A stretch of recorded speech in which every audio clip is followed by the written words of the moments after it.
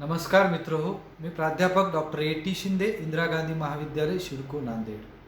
विद्यार्थी मित्र हो, या व्हिडिओमध्ये या सादरीकरणामध्ये आज आपण भारतीय समाजातील सांस्कृतिक एकता आणि विविधता हा घटक पाहणार आहोत. BA द्वितीय वर्षाचा जो 5वा पेपर आहे समाजशास्त्राचा, त्यातल्या पहिल्या प्रकरणातला हा घटक आहे. भारतीय समाजाची लक्षणे किंवा भारतीय समाजाची वैशिष्ट्ये किंवा प्रभेदक अशा प्रकारचे गुणविशेष हे जे पहिलं प्रकरण आहे, या पहिल्या प्रकरणामधील हा तिसरा उपगट आणि शेवटचा उपघटक आहे. तो आहे भारतीय समाजातील सांस्कृतिक एकता आणि विविधता. भारतीय समाजातील एकता आणि विविधता हा आहे. भारत या देशाची सामाजिक संरचना ही अतिशय अद्भुत अशी आहे. भारतीय समाजामध्ये मोठ्या प्रमाणात आश्चर्यकारकरित्या पाहावयास मिळणारी विविधता आहे. भारतीय समाजाची संरचना ही अनेक पैलूंनी, अनेक भागांनी, अनेक अशा प्रकारच्या घटकांनी मिळून तयार झालेली आहे आणि या समाज रचनेच्या जडणघडणीला हजारो वर्षांचा इतिहास आहे. भारतीय समाजाचा इतिहास हा फार प्राचीन आहे आणि या प्राचीन कालखंडापासून अगदी हजारो वर्षांपासून भारतीय समाजरचनेची जडणघडण झालेली आपल्याला पाहायला मिळते. आर्य, मोगल, शक, डच, हून, पोर्तुगीज, इंग्रज अगदी भारतामध्ये आले आणि सिंधू नदीच्या खोऱ्यामध्ये वास्तव्य करून राहू लागले आणि इथली संस्कृती, इथला धर्म, इथली समाजरचना, लोकजीवन, परंपरा, रूढी, विवाह, वेगवेगळ्या प्रकारच्या सामाजिक संस्था यांची जडणघडण झालेली आपल्याला पाहावयास मिळते. आर्य आले, अनार्यांना जिंकला, असा एक इतिहास आपल्याला माहिती आहे. आपण या इतिहासाच्या खोलात या सादरीकरणात जायचं नाही. आपण फक्त BA द्वितीय वर्षाच्या 5व्या पेपरच्या पहिल्या प्रकरणातला हा शेवटचा उपघटक म्हणून आपण याच्याकडे पाहणार आहोत आज या सादरीकरणामध्ये. मित्रो, भारतीय समाजाची समाज रचना ही विविधतेने नटलेली आहे आणि म्हणून अशा विविधतेतून एकता, युनिटी इन डायव्हर्सिटी, विविधतेतील एकता, एकता आणि विविधता, unity and diversity, unity in diversity, अशा अंगाने आपल्याला या घटकाकडे पाहिलं पाहिजे. युनिटी इन डायव्हर्सिटी म्हणजे काय? विविधतेतली एकता. समानता म्हणजे एकता, सारखेपणा म्हणजे एकता, एकच गुणलक्षण एकता. परंतु विविधता म्हणजे अनेक तत्वांचा समुच्चय, पण त्यांचं स्वतंत्र अस्तित्व. आणि म्हणून अनेक लोक, प्राणी, वस्तू ही भौगोलिक विविधतेतले विषय आपण बघितले, आपल्याला ते माहिती आहे. इथे आपण या विविधतेतून भारतीय समाजामध्ये कोणत्या प्रकारची एकता निर्माण होते या घटकावर प्रकाश टाकणार आहोत. आणि म्हणून युनिटी आणि डायव्हर्सिटीचा अभ्यास करत असताना, एकता आणि विविधतेचा अभ्यास करत असताना आपण काय बघितलं पाहिजे? डायव्हर्सिटी किंवा विविधतेमध्ये असलेली पाहावयास मिळणारी एकता. भारत बहुआयामी देश आहे, बहुधर्मीय देश आहे, बहुपंथीय देश आहे, बहुसांस्कृतिक देश आहे आणि म्हणून अशा देशामध्ये विविधतेमध्ये एकता आहे का, हा मोठा प्रश्न विचारवंतांना पडतो. विशेषतः पाश्चिमात्य विचारवंतांनी जर अध्ययन केलं भारतीय समाजात तर असं होऊ शकतं. ही विविधतेतली एकता म्हणजे विविध असमानता असून देखील अखंडतेचे अस्तित्व. भारतामध्ये जी काही विविधता आहे त्या विविधतेमध्ये जी अखंडता आंतरिक स्वरूपाची सामावलेली आहे, त्या अखंडतेचं अस्तित्व म्हणजे विविधतेतील एकता होय. मूळची विविधता, भिन्नता, असमानता, वेगळेपणा, स्वतंत्रपणा, आपण काही म्हणा, असं असताना देखील अखंड राष्ट्र, राष्ट्र वी फिलिंग, आम्ही भावना ज्या लोकांमध्ये असते, आम्ही सर्व एक आहोत, ती भावनेचं प्रतीक म्हणजे राष्ट्र, भौगोलिक प्रतीक म्हणजे देश. आणि अशा प्रकारची एकतेची भावना, अखंडत्वाची भावना, आम्हीची भावना अस्तित्वात येणे आणि ती लोकांच्या मनात असणे, कायम टिकणे, असं अखंड भारताचं स्वरूप. भौगोलिकदृष्ट्या अखंडत्व, राजकीयदृष्ट्या अखंडत्व, परकीय धोरणांच्या बाबतीतलं अखंडत्व, लोकजीवनाच्या बाबतीतली सरमिसळ असलेली एकंदरीत संवादात्मक जीवनशैली, या सगळ्या तत्वांचा अखंडत्व आपल्याला समावेश करता येतो. आणि म्हणून विविधतेत एकता, अखंडतेचं अस्तित्व, याचं अगदी उत्तम उदाहरण जर जगामध्ये कोणतं असेल तर ते भारत आहे. इतकी मोठी विविधता, वैविध्य असताना देखील एकतेचं प्रतीक आहे. आचार, धर्म, रूढी, परंपरा, विधी, सर्व बाबतीत, खानपान, पेहराव, भाषा, वंश, संस्कृती, रहनसहन, या सगळ्या बाबतीतली विविधता असून सुद्धा अखंडत्वाचं अस्तित्व समाजामध्ये असणारं, जगामध्ये पूर्ण भारत हा एकमेव देश आहे असं आपल्याला आवर्जून म्हणता येतं, अभिमानाने सांगता येतं. आपण अगदी स्पष्टपणे पाहू शकतो की भारताच्या एका पृथ्वीवर, म्हणजेच एका छताखाली भारताचा जो भूभाग आहे, अखंड भारत जो आहे, या भारतामध्ये विविध धर्म, समुदाय, जाती, भाषा, संस्कृती, जीवनशैली, वेशभूषा, देवावरील श्रद्धा, विश्वास, बिलीफ्स, उपासना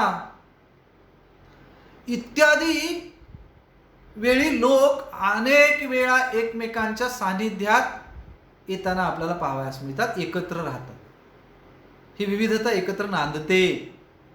म्हणून भारतात राहणारे लोक, यावरून आपल्याला म्हणता येतं की भारतात राहणारे लोक ही एका आईची मुले आहेत. आणि म्हणून आपण शब्द वापरतो मदर इंडिया. भारत हा एक देश आहे ज्याने विविधतेत एकता हे सत्य प्रमाणित केलेलं आहे. स्वातंत्र्याच्या नंतर वेगळ्या धर्माचे आणि जातीचे लोक इथे अनेक वर्षांपासून राहत असताना देखील कोणतीही समस्या न घेता, त्यांच्यामध्ये कुठल्याही प्रकारचं कायमचं वितुष्ट न येता एकत्र राहताना दिसून येतात. भारत हा उंच पर्वत, खोरे, समुद्र, प्रसिद्ध नद्या, नाले, जंगल, वाळवंट, प्राचीन संस्कृती आणि परंपरा ही भारताची विशेषत्व आहे. विविधतेचे हे घटक आहे. आणि विशेषतः या सर्वांच्या सोबतच, या सगळ्या विविधतेसोबतच यातून निर्माण होणारी एक आपसूक स्वरूपाची आंतरिक भावनिक पातळीवरची जी विविधतेतली एकता आहे, त्याने सुद्धा भारत हा सजलेला देश आहे, संपन्न झालेला देश आहे. आणि म्हणून अनेक देशांना स्वातंत्र्य मिळाल्यानंतर त्यांची शकले उडाली, संघर्ष झाले. अगदी सोव्हिएत युनियनचे सुद्धा 15 तुकडे पडले. आपल्याला माहिती आहे, स्वातंत्र्यानंतर 72 मध्ये 71चं युद्ध झालं, पूर्व पाकिस्तान, पश्चिम पाकिस्तान 2 तुकडे झाले, अखंड पाकिस्तानचे. परंतु भारत हा आजही या विविधतेतल्या एकतेच्या अखंड अस्तित्वामुळे, लोकांच्या एकत्र जीवन जगण्याच्या सामंजस्य वृत्तीमुळे, ज्याला आपण सहिष्णुता म्हणतो, त्यामुळे आजही एकत्र असलेला पाहावयास मिळतो. इतर लोक त्यांचा वंश, धर्म, भाषा याबद्दल अभिमान बाळगतात. भारतातल्याही लोकांना आपल्या या गोष्टींबद्दल अभिमान आहे, नाही असं नाही. परंतु इथले लोक या बाबतीमध्ये विविधता असली तरी या सर्व जाती, धर्म, पंथ, भाषा बोलणाऱ्या वेगवेगळ्या लोकांमध्ये माणुसकी नावाचं एक तत्व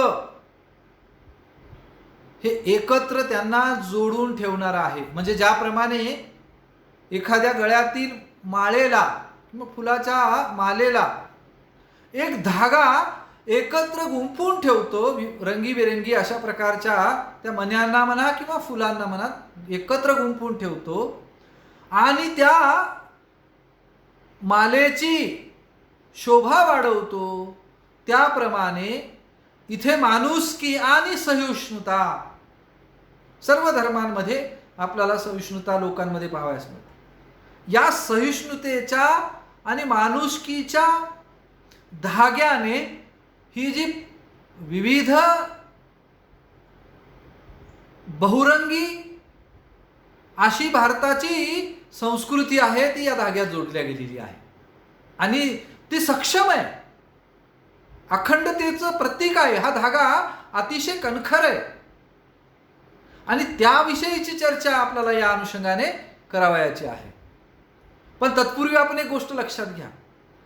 पाश्चिमात्य विचारवंतांनी भारताच्या समाज रचनेचे अध्ययन केले, भारतीय समाजाची समाज रचना अभ्यासली, तर वरवर पाहता त्यांना या देशामधल्या विविधतेचा अध्ययन झाल्यानंतर हे लक्षात येऊ शकतं किंवा ते निष्कर्ष काढू शकतात की भारत हा एकतापूर्ण देश नाही, परंतु ही त्यांची चूक असेल, कारण त्यांना आंतरिक स्वरूपात भारतामध्ये असलेली एकता दिसणार नाही.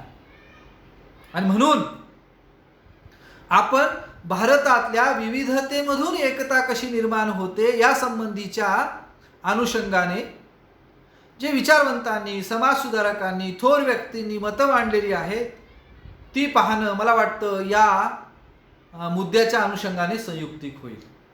सर्वप्रथम आपण मानववंशशास्त्रज्ञ अँथ्रोपॉलॉजिस्ट हर्बर्ट रिसले, ज्यांनी वंशाचं अध्ययन केलं भारतातल्या विविध वंशांचं, त्यांनी काय म्हटलंय भारताच्या या विविधतेतून एकतेच्या संदर्भामध्ये. ते असं म्हणतात, हिमालय ते कन्याकुमारीपर्यंत वरवर विविधता असलेल्या भारतीय समाजात निश्चित असे साधर्म्य व तादात्म्य आहे. साधर्म्य आणि वैधर्म्य हे परस्पर विरोधी शब्द आहेत. वैधर्म्य विविधता, पण या विविधतेतली जी आंतरिक स्वरूपाची तादात्म्य पावलेली, परस्परांमध्ये सम्मिलित झालेली, एकत्र मिसळलेली, इतकी एकोप्याने राहणारी, घट्ट अशा प्रकारची एकतेची वीण विणलेली, तादात्म्य पावलेली ही साधर्म्यता आहे, हा सारखेपणा आहे, ही समानता आहे. आणि म्हणून वरवर आम्हाला जरी हिमालयापासून कन्याकुमारीपर्यंत विविधता वाटत असली तरी आपल्याला एक प्रकारची त्या विविधतेतली एकता भारतीय समाजामध्ये अशा प्रकारे तादात्म्य पावलेली दिसून येते. पहिले स्वतंत्र भारताचे पहिले पंतप्रधान पंडित जवाहरलाल नेहरूजी यांनी याबद्दल असं म्हटलं की भारतीय संस्कृतीत विविधता जरी असली तरी देखील या विविधतेत एकता ही प्राचीन काळापासून अस्तित्वात आहे. द डिस्कव्हरी ऑफ इंडिया त्यांनी लिहिला आणि त्यामध्ये त्यांनी भारतीय अगदी ऐतिहासिक स्वरूपाचं वर्णन आणि समाज जीवनाचं वर्णन केलेलं दिसतं. भारताचा शोध हा ग्रंथ अतिशय मौलिक ग्रंथ आहे, भारतीय संस्कृतीवर प्रकाश टाकतात. आणि म्हणून त्यांचे लेखक आणि पहिले पंतप्रधान पंडित जवाहरलाल नेहरू म्हणतात की सांस्कृतिक विविधता ही भारतामध्ये आहे हे त्यांनी मान्य केलं, परंतु या सांस्कृतिक एकतेतून देखील भारतामध्ये अगदी प्राचीन काळापासून विविधतेमध्ये अगदी प्राचीन काळापासून एकता अस्तित्वात असलेली दिसते. म्हणजे ही एकतेची कडी अगदी प्राचीन काळापासून आजपर्यंत चालत आलेली आहे असं त्यांनी म्हटलंय. समाजशास्त्रज्ञ भारतीय डॉक्टर एम.एन. श्रीनिवास यांचं मत आहे. काय म्हणतात ते? भारतीय समाजातील एकात्मता ही खऱ्या अर्थाने धार्मिक एकात्मतेतून साकारलेली आहे. एम.एन. श्रीनिवास यांना माहिती होतं की भारतीय लोकजीवन हे धर्मप्रिय आहे. भारतीय समाज जीवनावर धर्माचा मोठा पगडा आहे.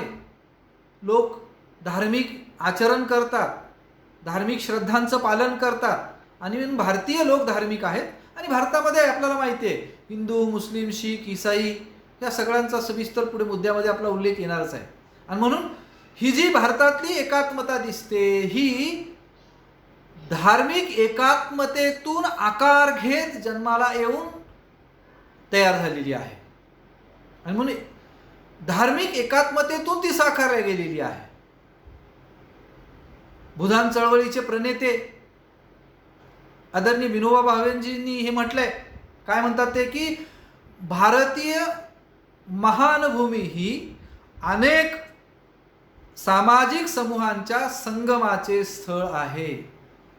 तसेच विविधतेतील एकता हा भारतीय संस्कृतीचा आत्मा आहे. जर भारतीय संस्कृतीमधून विविधतेतील एकता बाजूला काढली तर ज्याप्रमाणे शरीरातला आत्मा निघून जातो त्याप्रमाणे असेल. आणि मग विविधतेला तेव्हाच किंमत आहे आंतरिक स्वरूपाची, जेव्हा त्यामध्ये आत्म्याच्या रूपाने अस्तित्वात असल्यासारखी एकता आहे. व्यापक विचार, अतिशय बृहद विशाल अशा प्रकारचा विचार एकतेच्या बाबतीतला त्यांनी मांडलेला आहे. आणि ते वास्तव आहे. सामाजिक समूहाच्या संगमाचे स्थळ असं म्हटले. म्हणजे जे जे सामाजिक समूह आहेत त्यांचा संगम इथे आपल्याला भारतीय संस्कृतीमध्ये पाहायला मिळतो. पाचवे जे विचारवंत आहेत ते आहेत डॉक्टर हुमायून. त्यांनी काय म्हटलंय, भारतीय संस्कृतीची कहाणी ही एकता आणि समाधानाच्या समन्वयाची कहाणी आहे. त्यानंतर डॉडवेल नावाचे विचारवंत आहेत. ते असं म्हणतात, भारतीय संस्कृती एक महासमुद्र आहे. त्याने काय उपमा दिली संस्कृतीला? महासमुद्र असं म्हटलेलं आहे. आणि या समुद्ररूपी संस्कृतीमध्ये नद्यांचा संगम आढळतो. म्हणजे अनेक प्रकारच्या भारतीय संस्कृतीमध्ये उपसंस्कृतींचा संगम झालेला आहे. आणि त्याचं मूर्तिमंत आदर्श रूप आहे भारतीय संस्कृती. आर्य आणि द्रविड यांच्या संगमातून भारतीय समाजातील विविधतेत एकता प्रस्थापित झालेली आहे. म्हणजे आर्य आले आणि द्रविड अशा प्रकारच्या एक सांस्कृतिक देवाणघेवाणीतून उत्क्रांतीच्या आणि या विकासाच्या मध्ये, भारतीय समाजाच्या विकासाच्या कालखंडामध्ये ही एकता निर्माण होऊन वृद्धिंगत होऊन स्थिर होत गेली याचं उदाहरण त्यांनी सांगितलेलं आहे. कालांतराने तिने अनेक विविध घटकांना आपल्यात सामावून घेतले एकतेने. पुढे फिलिक्स मेनन म्हणतात, संबंधाची विविधता व अन्य समुदाय यांच्याशी समन्वयकता यामुळेच भारतीयांनी या विविधतेतील एकतेला जन्म दिलेला आहे. सामाजिक संबंधाची विविधता आहे. सामाजिक संबंध भारतामध्ये गुंतागुंतीचे आहेत. त्याच्यासाठी सामाजिक नियमे, सामाजिक मूल्य, सामाजिक तत्व, परंपरा, रीतिरिवाज, आदर्श सामाजिक संबंधाच्या विविधतेला कारणीभूत आहे. आणि म्हणून सामाजिक संबंधाची जी विविधात्मक संरचना आहे ही व अन्य समुदाय यांच्यामध्ये जी समन्वयाची भूमिका राहिलेली आहे त्यातून सामाजिक एकतेने जन्म घेतलेला आहे. अशा प्रकारचा विचार फिलिप्स मेनन यांनी मांडलेला आहे. आणि म्हणून ही जी विविधतेतली एकता आहे ती आपणास पुढील काही मुद्द्यांच्या आधारे स्पष्ट करता येते. पहिला मुद्दा सांगता येतो भौगोलिक विविधता आणि एकता. प्रारंभी आपण विविधतेचा उल्लेख करू. स्वतंत्र भारतातल्या भौगोलिक विविधतेवर एक लेक्चर आपल्यासाठी यूट्यूबवर उपलब्ध करून देण्यातच आलेला आहे. त्याचा संदर्भ आपण या ठिकाणी वापरू शकता, तो ऐकू शकता आणि आपण भौगोलिक विविधता भारतातली जाणून घेऊ शकता. थोडक्यात मात्र इथे आपण म्हणूयात की भारतीय समाजामध्ये भौगोलिक दृष्ट्या मोठ्या प्रमाणामध्ये अनेकता आहे, विविधता आहे. भूप्रदेश, हवामान, पर्जन्यमान, तापमान, नद्या, पिके, ऋतू, पर्वत, डोंगर, हिमालय, पशु पक्षी या सर्व बाबतीत कमालीची विविधता आहे. कच्छच्या रणातील वाळवंट भारतामध्ये आहे. उत्तरेतला जो हिमालयाच्या पर्वतरांगा आहेत, मध्य भागातला जो पठारी प्रदेश आहे, ही भारतीय भौगोलिकतेची विविधता आहे. परंतु अशी विविधता जरी भौगोलिक विविधता भारतामध्ये असली तरी भारतीय समाज भौगोलिक दृष्ट्या विविधतापूर्ण असला तरी तीर्थयात्रा, धर्मस्थळ आणि दळणवळणाच्या सोयी या माध्यमातून भारतीय समाजामध्ये एकता वृद्धिंगत झालेली दिसून येते. पूर्व, पश्चिम, दक्षिण आणि उत्तर या चारही दिशांमध्ये विखुरलेला भारत हा युद्ध, संकट, आपत्ती, भूकंप, महापूर आणि दुष्काळ या काळात ताबडतोब एकात्म पावतो. त्यामुळे हीच खरी भारतीय समाजातील एकता आहे असे आपणास म्हणता येते. भारतीय नागरिक जेव्हा तीर्थयात्रेला निघतो, पर्यटनाला निघतो, भारतातलं पर्यटन हे प्रामुख्याने धार्मिक पर्यटनाशी अधिक साधर्म्य सांगणार आहे. धार्मिक पर्यटन मोठ्या प्रमाणात भारतातले लोक करतात कारण ते धर्मप्रिय आहे. आणि मग तीर्थयात्रा करताना हिंदू व्यक्ती गुरुद्वाऱ्याचं दर्शन घेतात, जैन तीर्थस्थळांना भेटी देतात. म्हणजे एका धर्माचे लोक हे दुसऱ्या धर्माच्या धार्मिक स्थळांना भेटी देतात, धर्मस्थळांना आणि तीर्थयात्रा करताना पाहावयास मिळतात. नवस सुद्धा वेगवेगळ्या धर्मांना एका धर्मातले लोक दुसऱ्या धर्मातल्या देवतांविषयी ठेवतात. आणि दळणवळणाच्या सोयी या त्रिसूत्रीमुळे, कोणत्या तीर्थयात्रा, धर्मस्थळ आणि दळणवळणाच्या सोयी या त्रिसूत्रीमुळे भारतातली ही जी भौगोलिक विविधता आहे ती आंतरिक स्वरूपाची एकतेमध्ये प्रकट होते असं आपणास म्हणता येतं. भूकंप झाला, महापूर आला, दुष्काळ आला, महामारी आली, युद्ध असेल, संकट असेल, यावेळी भारतीय लोक एक होतात. 1962 युद्ध घ्या, 1965 युद्ध घ्या, 1971 युद्ध घ्या. या युद्धांच्या वेळी भारतीय समाज धर्म, जात, पंथ, वंश विसरून, भौगोलिक वेगळेपणा, राज्याच्या स्वतंत्र अस्मिता विसरून एकात्मतेचं दर्शन त्यांनी दाखवलेलं आहे या काळात. आजही महापूर आला, भूकंप, गुजरातचा भूकंप असेल, लातूरचा किल्लारीचा भूकंप असेल, अगदी आज आपण पाहूया कोविड-19चं हे जगावरचं संकट असेल ते भारतावर सुद्धा आहे. आणि या जगावरच्या संकटाला किंवा भारतावरच्या संकटाला आपण एकोप्याने, एकजुटीने, अगदी एक दिलाने, भौगोलिक प्रकारच्या सीमा विसरून, अंतर विसरून, विविधता विसरून सामोरं जाताना दिसतोय. आणि ही खरी आंतरिक एकता आहे. आणि म्हणून भौगोलिक विविधतेतून एकता भारतामध्ये आपल्याला पाहावयास मिळते, हे आपण इथे लक्षात घेतलं पाहिजे. दुसरा मुद्दा आहे वांशिक विविधता आणि त्यामधून एकता. वांशिक विविधतेतून एकता असं सुद्धा आपण म्हणूयात या दुसऱ्या मुद्द्याला. वंश, race is a biological concept. ती जीवशास्त्रीय संकल्पना आहे. भारतामध्ये साधारणतः 4 वंशगटाचे लोक आढळून येतात. एक लक्षात घ्या, भारत हा वांशिक दृष्ट्या बहुवंशीय देश आहे. परंतु जगात आता कोणता असं म्हटलं जातं की शुद्ध स्वरूपाचा एकही वंश अस्तित्वात नाही. तरी देखील भारताच्या वांशिक विविधतेचं, वंशाचं अध्ययन केलं जातं आणि त्याचे 4 गट पाडले जातात. ते 4 गट कोणते? हे प्रमुख गट आहेत, त्याच्यामध्ये अनेक उपगट आहेत. अनेक विचारवंतांनी भारतीय वंशाचं वर्गीकरण करताना वेगवेगळे गट सांगितले आहेत.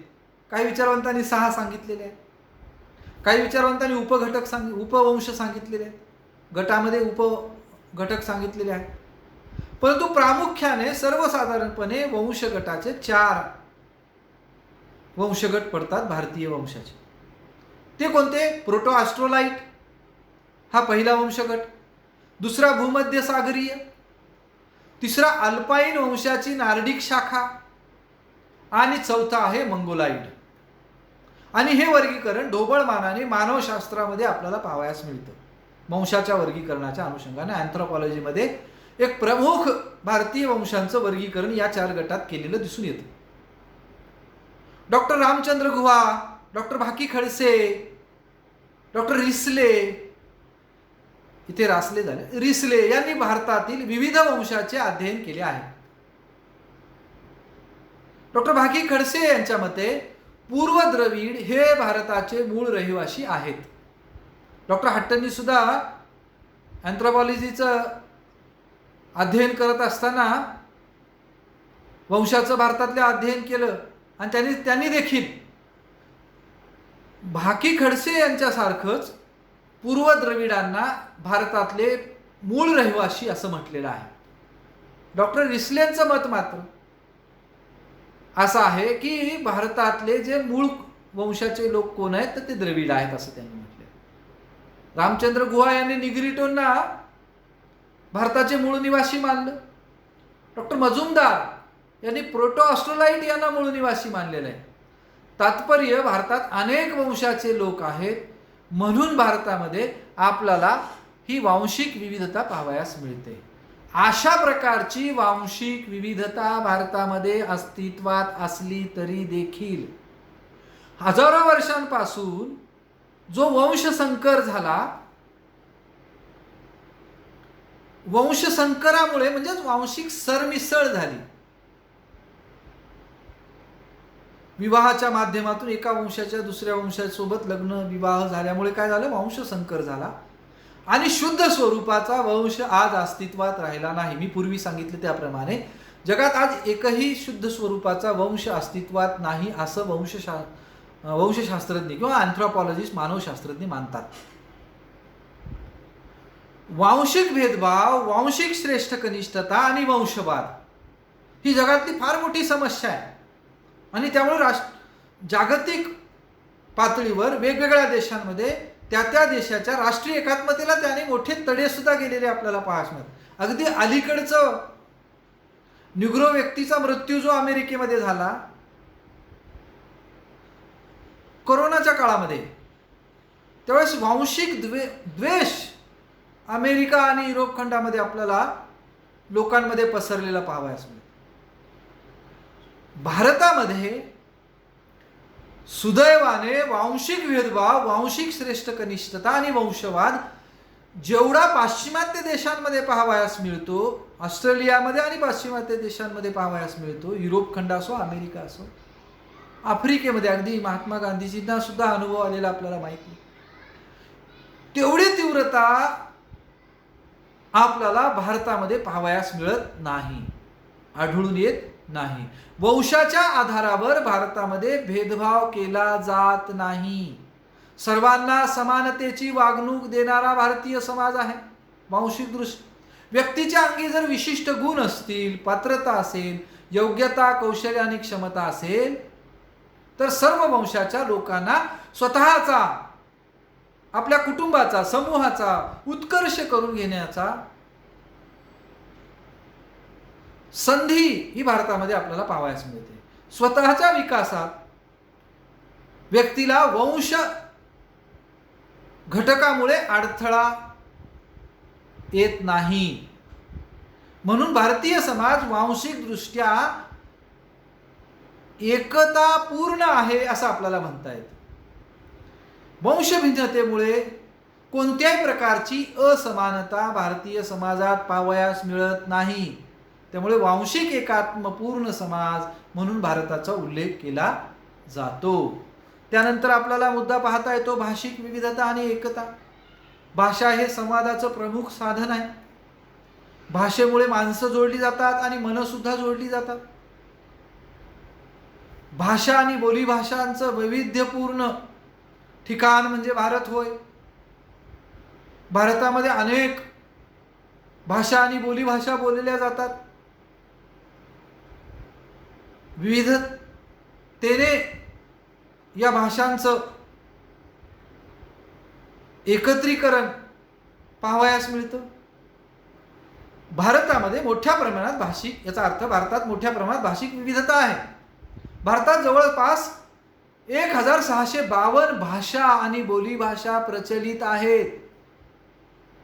भारतीय संविधानामध्ये 22 भाषांना राजभाषा म्हणून मान्यता देण्यात आलेली आहे. भारतीय समाज हा बहुभाषिक समाज आहे.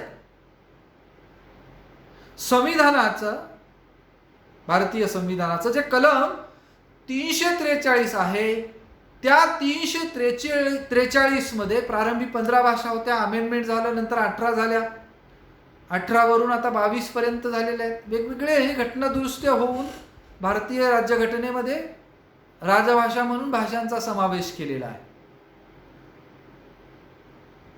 या कलमान्वये हिंदी भाषाला एक प्रमुख भाषा मानलेलं आहे. परंतु असं जरी असलं तरी प्रादेशिक भाषांना सुद्धा हिंदीच्या बरोबरीची वागणूक देण्याचं प्रावधान आहे.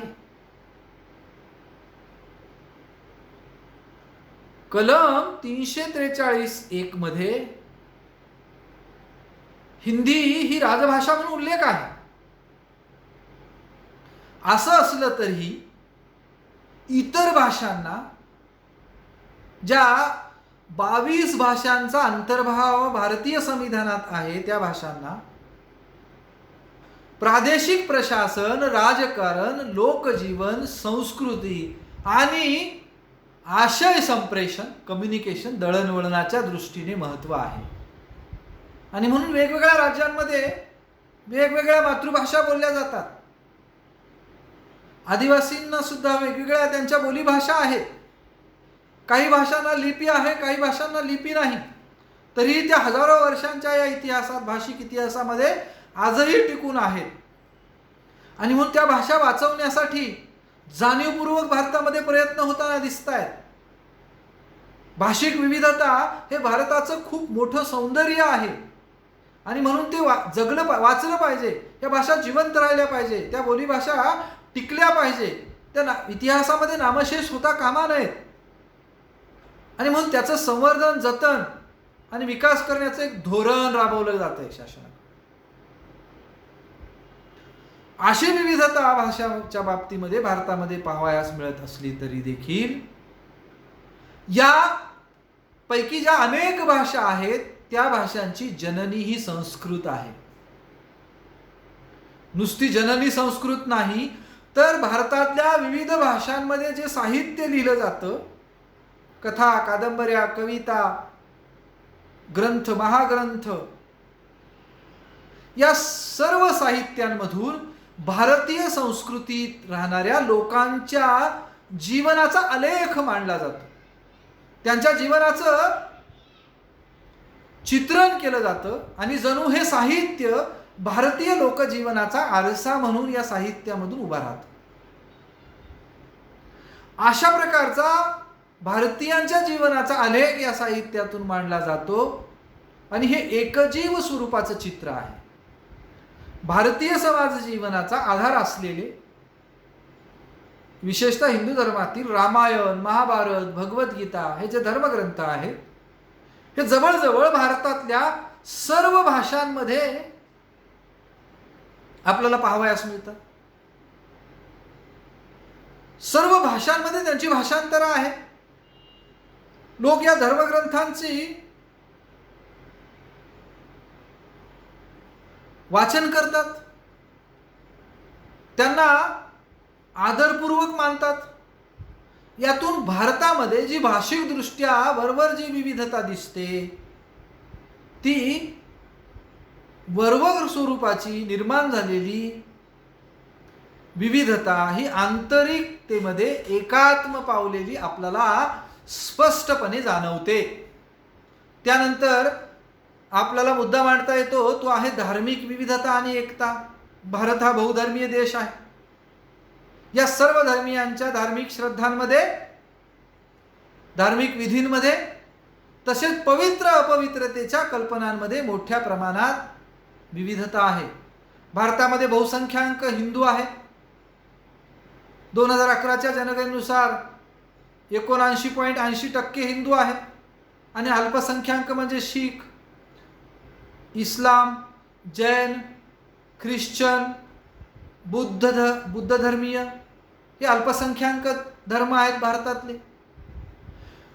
धार्मिक श्रद्धा, धार्मिक विधी आणि पवित्र अपवित्रतेच्या सप्तमूल तत्वांच्या बाबतीत ही विविधता भारतात पाहावयास मिळते. हे जे विविध धर्म भारतामध्ये आहेत, या सर्व धर्माच्या पूजा पद्धती आणि जीवनविषयक तत्वज्ञानामध्ये सुद्धा भिन्नता आहे.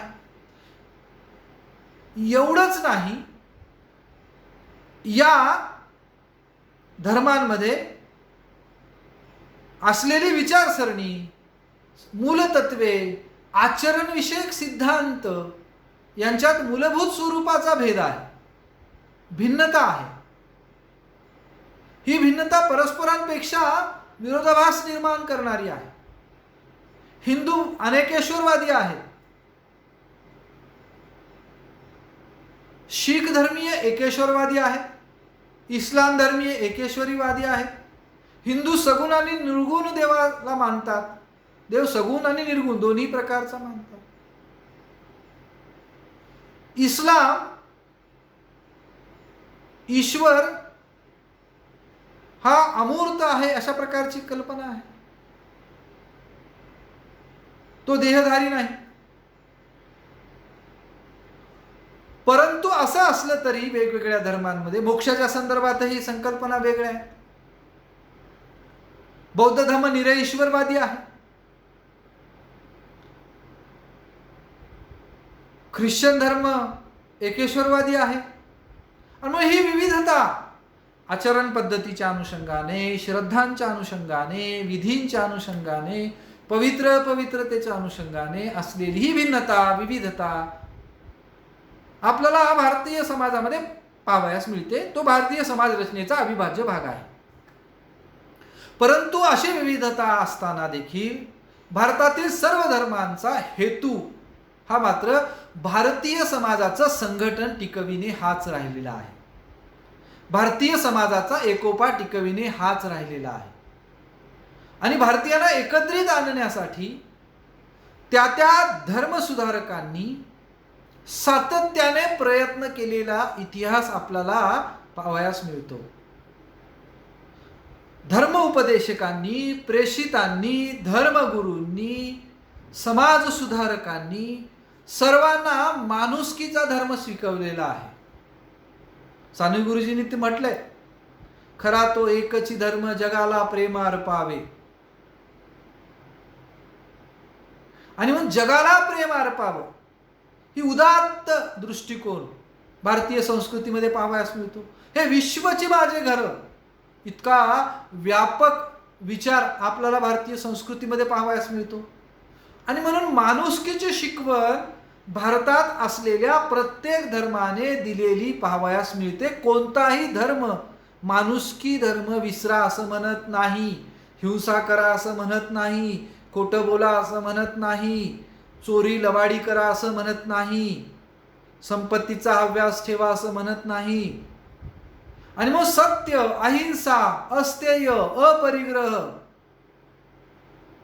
माणुसकी, सदाचार, सहिष्णुता ही प्रत्येक धर्माची शिकवण भारतामध्ये नागरिकांना दिलेली पाहावयास मिळते. त्यातून काय झालं? त्यातून सर्व धर्म सहिष्णुता आणि सर्व धर्म समभाव भारतीय संस्कृतीमध्ये रुजल्या गेला. भारतीय संस्कृतीमध्ये तादात्म्य पावत गेला, एकात्म होत गेला. आणि म्हणून भारतीय संस्कृतीमध्ये अशा प्रकारची एकता पाहावयास मिळते. धार्मिक दृष्ट्या भारतीय संविधानकारांनी देखील भारताचा जाणीवपूर्वक एक राजधर्म स्वीकारलेला नाही.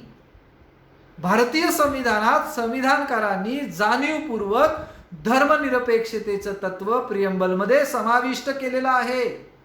त्यामुळे सर्व धर्मांना समानतेची वागणूक दिली जाते.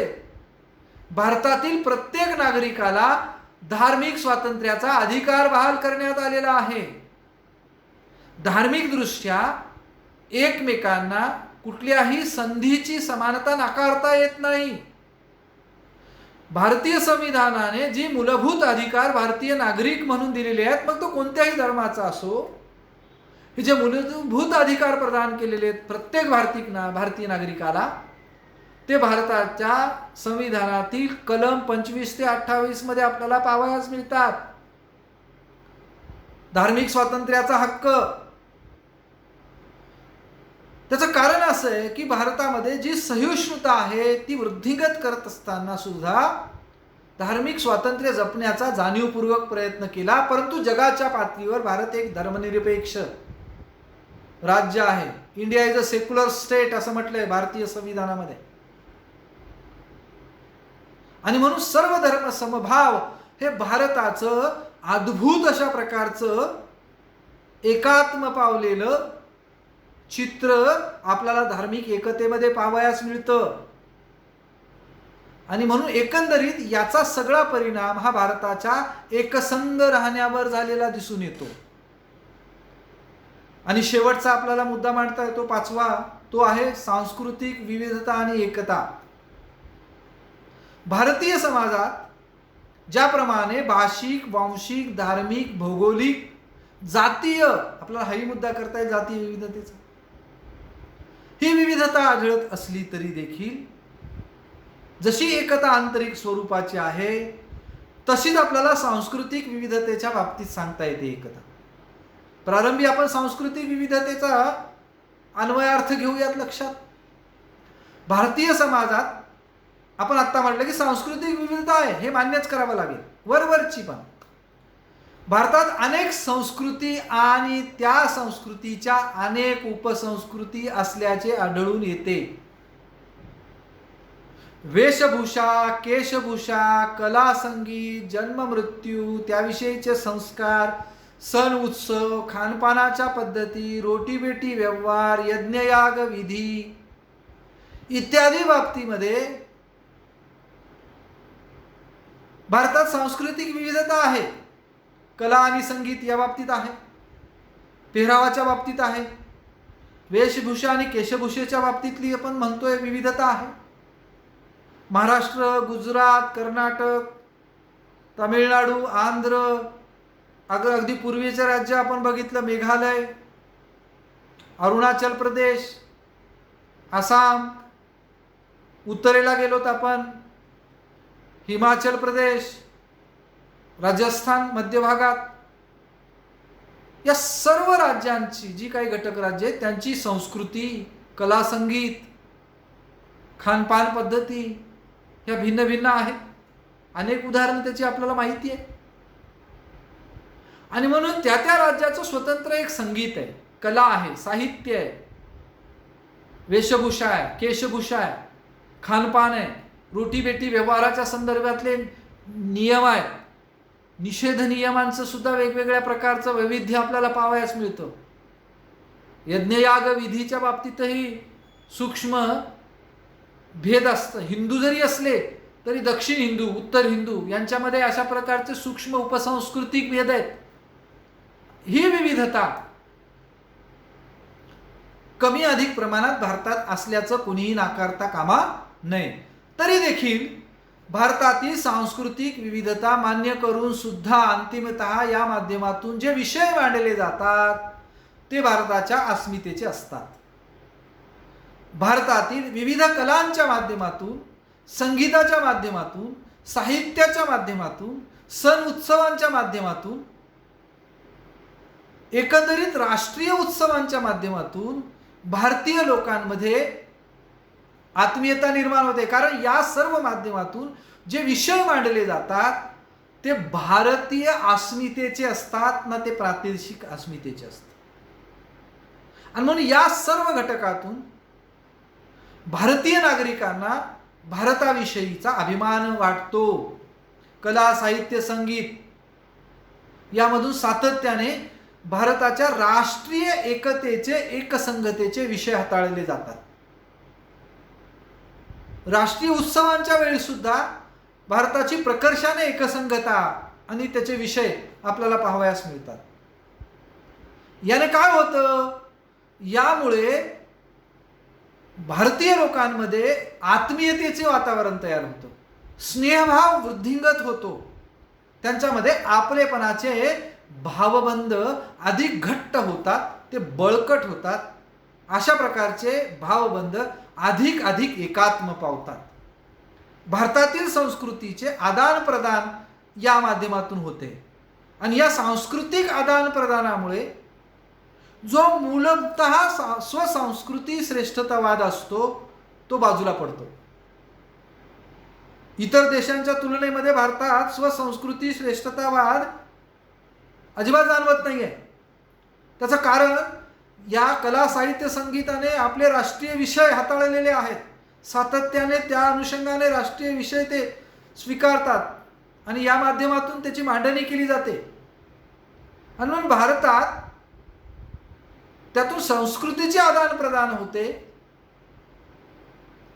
यातून भारतामध्ये सांस्कृतिक श्रेष्ठतावाद वाढत नाही, तो लोप पावतो, नष्ट होतो, कमी होतो, नाहीसा होतो आणि भारतामध्ये सांस्कृतिक सहिष्णुता निर्माण होते, ती जोपासली जाते. यातून भारतीय परंपरेमुळे या सांस्कृतिक सहिष्णुतावाद ही भारताची परंपरा आहे, प्राचीन काळापासून आपल्याला पाहावयास मिळतं. आणि अशा सांस्कृतिक सहिष्णुतावादामुळे इतर संस्कृतीबद्दलचा आदरभाव, सहिष्णुता आपण म्हणूया, या सांस्कृतिक सहिष्णुतावादामुळे भारतात सांस्कृतिक एकता वृद्धिंगत होण्यास सातत्याने मदत झालेली आहे. आणि म्हणून भारत हा सांस्कृतिक दृष्ट्या तादात्म्य पावलेला आहे, एकात्म पावलेला आहे, असं आपल्याला आवर्जून म्हणता येतं. ही जी भारतातली विविधतेतून एकता निर्माण होते, त्या विविधतेत ऐक्य जे निर्माण होतं, त्या विविधतेत ऐक्याचं महत्त्व भारताच्या दृष्टीने कोणतं आहे, हा मुद्दा आपण मुद्दा म्हणून म्हणजे ॲडिशनल याच्यामध्ये टाकलेला आहे. या विविधतेतून एकतेमुळे भारतातल्या कामाच्या जागी, संस्था आणि समाजातील लोकांचे मनोबल वाढते. जर विविधता अधिक प्रमाणामध्ये प्रखरतेने जाणवत असेल तर लोकांच्या मानसिकतेचं खच्चीकरण होतं. परंतु मानसिकदृष्ट्या मनोबल वाढवण्याचं काम या विविधतेतून एकतेने भारतामध्ये केलेलं आहे. विविध संस्थांमध्ये, विविध ठिकाणी, प्रदेशांमध्ये, कामाच्या ठिकाणी समाजातल्या लोकांचं मनोबल वाढवण्याचं काम या विविधतेतून निर्माण होणाऱ्या एकतेने केलेलं दिसून येतं. संघकार्य, कार्यक्षमता आणि उत्पादकता तसेच जीवनशैली सुधारण्याचं काम या विविधतेतून एकतेनं केलेलं आहे. भारतीय लोकांचं संघकार्य वृद्धिंगत होतं, त्यांची कार्यक्षमता वाढते. आपण या देशाचे नागरिक आहोत आणि म्हणून आपण या देशाच्या बद्दलची कृतज्ञता व्यक्त करावी, म्हणून अधिक कार्यक्षमतेने राष्ट्र निर्माणाचं काम करणे, आपल्या रोजच्या कामात सुद्धा देशाचा विकास घडवून आणण्याचं स्वप्न पाहणे, अशा प्रकारची मनोबलता वाढवण्याचं काम आणि जीवनशैली सुधारण्याचं काम आपल्याला या विविधतेतून निर्माण झालेल्या एकतेनं केलेलं भारतात पाहावयास मिळतं. लोकांमध्ये ही एकता संघकार्य, नातेसंबंध आणि ग्रुप वर्क, गटकार्य वृद्धिंगत करण्यामध्ये सहाय्यक ठरते. एवढंच नाही तर अगदी वाईट परिस्थितीमध्ये देखील प्रभावी संवाद साधण्याचं कौशल्य निर्माण करण्याची भूमिका ही कायम या विविधतेतून एकतेनं घेतलेली दिसून येते. लोकांना सामाजिक त्रासांपासून ही विविधतेतून एकता दूर ठेवते. आणि एवढंच नाही, त्यांच्या ज्या सामान्य स्वरूपाच्या अडचणी असतात त्या सोडविण्यासाठी सातत्याने याची मदत होते. आपण पाहतो की एका धर्माचे लोक संकट प्रसंगी दुसऱ्या धर्माच्या लोकांना मदत करतात. अपघात झाल्यानंतर ज्याचा अपघात झाला त्याला त्याची जात, धर्म विचारला जात नाही आणि त्यानुसार मदत करायची की नाही हा दुसऱ्या धर्मीय ठरवत नाही. आणि म्हणून हे का होतं? कारण आम्ही एक आहोत ही कुठेतरी आंतरिक पातळीवर फिलिंग, भावना भारतीय नागरिकांमध्ये या विविधतेतून एकतेने निर्माण केलेली दिसून येते. मानवी संबंध सुधारण्याचं काम महत्त्वपूर्ण कार्य. एवढंच नाही तर भारतीयांचे सर्व हक्क, एक मानव म्हणून त्याला जे हक्क मिळतात ते निसर्गदत्त हक्क आहेत, भारतीय राज्यघटनेने दिलेले हक्क आहेत. ॲज अ ह्युमन म्हणून जे राईट्स आहेत, ते राईट्स जोपासण्याचं काम या विविधतेतून एकतेनं केलेलं आपल्याला पाहावयास मिळतं. युनिटी इन डायव्हर्सिटी ही भारतातील पर्यटनाचं स्रोत निर्माण करते. जगभरातील अधिक प्रवासी आणि पर्यटक इथल्या वेगवेगळ्या संस्कृती, परंपरा, भोजन, धर्म, पेहराव, ड्रेस, ही जे काही भारतामध्ये विविधता आहे, ही भारतातल्या पर्यटनाचं सर्वात महत्त्वाचं वैविध्यपूर्ण केंद्र आहे आणि जगभरातल्या लोकांना हे सगळं आकर्षित करतं. इथे या स्लाइडमध्ये खाली जागा नसल्यामुळे आपण 7वा आणि 8वा मुद्दा पुढे घेतलाय. 7वा मुद्दा पहा. ही विविधतेतील एकता अनेक मार्गांनी असमानता भारतातली असताना सुद्धा लोकांमध्ये राष्ट्रीय एकात्मतेची सवय निर्माण करून तिला प्रेरणा देण्याचं काम करते.